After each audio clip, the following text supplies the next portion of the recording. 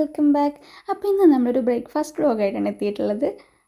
കൂടെ നിങ്ങൾക്ക് ഹെൽപ്ഫുൾ ആവുന്ന ചെറിയൊരു ടിപ്പും കൂടെ ഉണ്ട്. അപ്പോൾ മനസ്സിലായി കാണുമല്ലോ, ഇന്ന് നമ്മൾ എഗ് റോസ്റ്റാണ് റെഡിയാക്കി എടുക്കുന്നത്. അപ്പോൾ രണ്ട് സവാള എടുത്തിട്ടുണ്ട്. റോസ്റ്റ് ടൈപ്പല്ല, അപ്പോൾ നമ്മളിതിന് വേണ്ടിയിട്ട് 2 സവാള എടുത്ത് നന്നായിട്ടൊന്ന് വഴറ്റിയെടുക്കുന്നുണ്ട്.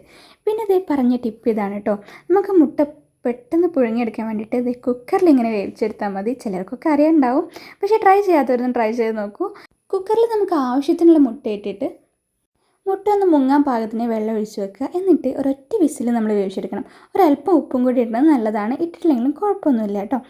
ശ്രദ്ധിക്കേണ്ടത് വെള്ളത്തിൻ്റെ അളവ് ഒട്ടും കുറയരുതെന്ന് മാത്രമാണ്. പിന്നെ നമുക്ക് ആ ഒരു ചുടുവെള്ളം ഒഴിവാക്കിയതിന് ശേഷം കുറച്ച് പച്ചവെള്ളത്തിൽ ഒരു 2 മിനിറ്റ് മുക്കി വെച്ചതിന് ശേഷം നമുക്കിത് ഇതേപോലെ പൊളിച്ചെടുക്കുകയാണെന്നുണ്ടെങ്കിൽ ഒട്ടും പൊട്ടൊന്നും ചെയ്യാതെ നല്ല പെർഫെക്റ്റ് ആയിട്ടാണ് നമുക്ക് ആ ഒരു മുട്ട കിട്ടും കേട്ടോ. ചില സമയത്ത് നമ്മൾ ഗ്യാസിൽ വേവിക്കുന്ന സമയത്ത് നമുക്ക് ഒട്ടും ശരിയല്ലാത്ത രീതിയിൽ കിട്ടാറുണ്ടല്ലോ. അപ്പോൾ ഇതിനുള്ളൊരു സൊല്യൂഷനാണ് കേട്ടോ ഇത്. അപ്പോഴേക്കും നമ്മുടെ സവാള നന്നായി വഴന്ന് വന്നിട്ടുണ്ട്.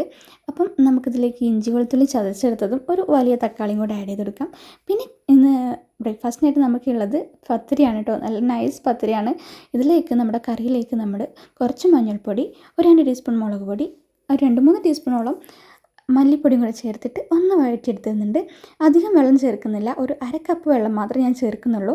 പിന്നെ മുട്ട നന്നായിട്ടൊന്ന് വരഞ്ഞു കൊടുക്കണം കേട്ടോ. അപ്പോൾ നമ്മുടെ മസാലയൊക്കെ മുട്ടയിലേക്ക് ഇറങ്ങി നിൽക്കും. അപ്പോൾ ഈ ഒരു മസാല നന്നായിട്ട് മുട്ടയിലേക്ക് എടുത്തതിന് ശേഷം ഒരു 2-3 മിനിറ്റ് നമ്മൾ ഒന്ന് അടച്ച് വെച്ചാൽ നമ്മുടെ മുട്ട റോസ്റ്റ് റെഡി ആയിട്ടുണ്ട്.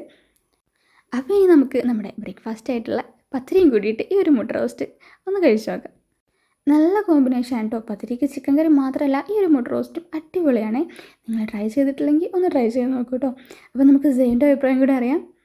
അവന് ഭയങ്കരമായിട്ട് ഇഷ്ടമായിട്ടുണ്ട് കേട്ടോ. അവന് ബ്രേക്ക്ഫാസ്റ്റുകളിൽ ഇങ്ങനെ മുട്ടക്കറിയും അതുപോലെ തന്നെ പത്തിരിയൊക്കെ നല്ല ഇഷ്ടമാണ്. അപ്പോൾ അവൻ്റെ അഭിപ്രായം അറിഞ്ഞാലോ.